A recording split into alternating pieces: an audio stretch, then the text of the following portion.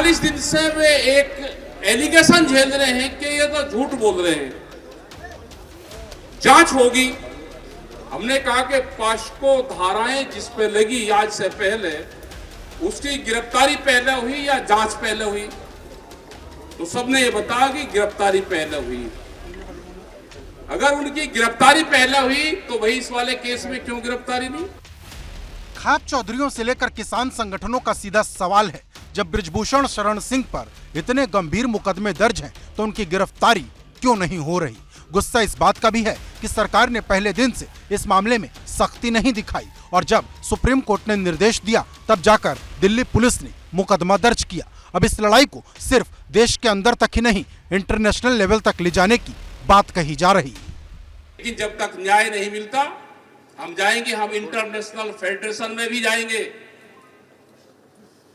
उन्होंने कहा है ना कि आप गंगा में क्यों प्रवाहित करते हो, आप इंटरनेशनल नीलामी लगाओ इन जो मेडल हैं और पूरी दुनिया इनकी नीलामी छुटवाएगी।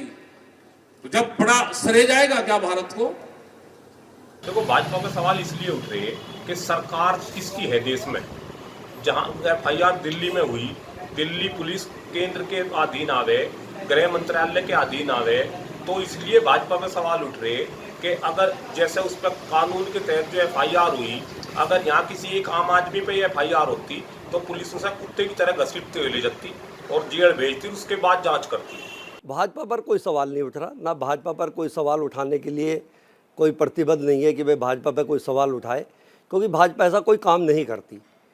आपको मैं फिर बताना चाहता हूँ कि हमारे इस देश के अंदर जो लोकतांत्रिक प्रक्रिया है उसमें कहने का अधिकार सबको है और हमारा काम, हमारे देश की केंद्र सरकार का काम ये है कि जो कानूनी कार्रवाई की जा रही है उसमें टाइम लग सकता है, देर हो सकती है, लेकिन न्याय सबको मिलेगा। बृजभूषण शरण सिंह पर जो आरोप लगे हैं वो बेहद गंभीर हैं और अब तो उन पर दर्ज हुए दोनों FIR की कॉपी और पूरी जानकारी भी सामने आ गई है। बृजभूषण शरण सिंह के खिलाफ 2 FIR दर्ज है। इनमें छेड़छाड़ से जुड़े कम से कम 10 मामलों की शिकायत की गई है। बृजभूषण शरण सिंह पर गलत नियत से हाथ लगाने का भी आरोप लगा है। ये शिकायत दिल्ली के कनॉट प्लेस थाने में 21 अप्रैल को दी गई थी, जिसके बाद सुप्रीम कोर्ट के निर्देश के बाद दिल्ली पुलिस ने 28 अप्रैल को 2 अलग अलग FIR दर्ज की।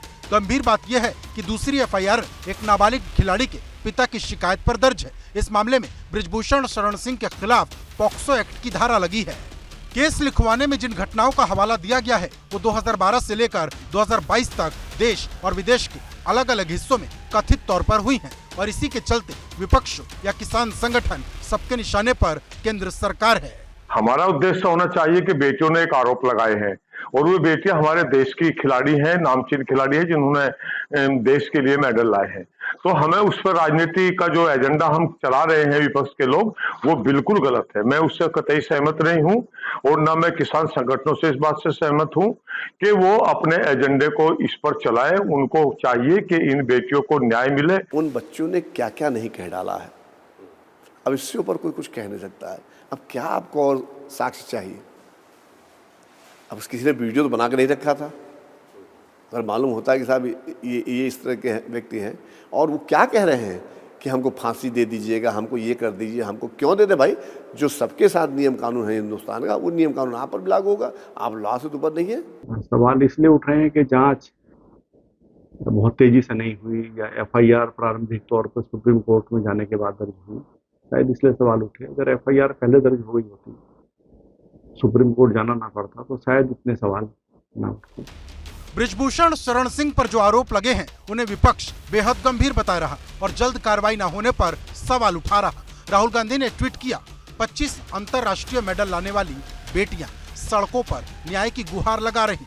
2 FIR में यौन शोषण के 15 घिनौने आरोपों वाला सांसद सुरक्षा कवच में महफूज बेटियों के इन हालात की जिम्मेदार मोदी सरकार है।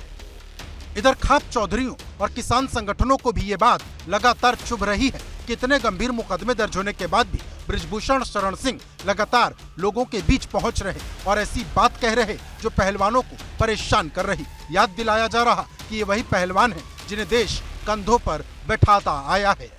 वे हताश हैं पुलिस ने जिस तरह का व्यवहार करा उनके साथ में, वे तो जब आते थे एयरपोर्ट पे तो पुलिस उनको मिलती थी, उनको सलूट करती थी, उनके गले से लगाती थी, लेकिन जो वो व्यवहार हुआ उससे वे बच्चे हताश हैं। ये आंदोलन, ये लड़ाई लड़ी जाएगी। अगर न्याय नहीं मिलता तो पूरे देश में लड़ेंगे।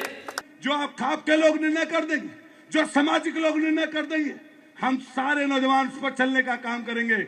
और ये बात कहकर जाते हैं, इस देश की शान आप हैं, इस देश का मान आप हैं, और वो बेटियां हैं। अगर उनके लिए किसी भी चीज की जरूरत पड़ेगी, किसी भी तरह की लड़ाई की जरूरत पड़ेगी, तो हम आपके साथ खड़े नजर आएंगे। अब इंतजार 9 जून का है और देखना होगा कि जब विरोध की नई तस्वीर आएगी तो क्या तूफान लाएगी। सवाल ये भी है कि क्या 9 जून से पहले केंद्र सरकार इस मामले में कोई बड़ा संदेश देगी।